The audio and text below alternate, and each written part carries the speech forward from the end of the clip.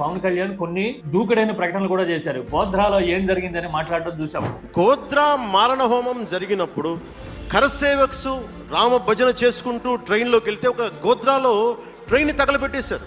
అలాగే పాకిస్తాన్ విభజన సమయంలో హిందువులు పడిన యాతన్ని ప్రస్తావించడం, ఇదంతా చూస్తే బీజేపీ హార్డ్ కోర్ ఎజెండాని కూడా పవన్ కళ్యాణ్ ప్రస్తావిస్తూ ఉన్నారు. 10-12% ఉండే హిందువులు ఉండే పాకిస్తాన్ లో 1%, 2% పడిపోయారు.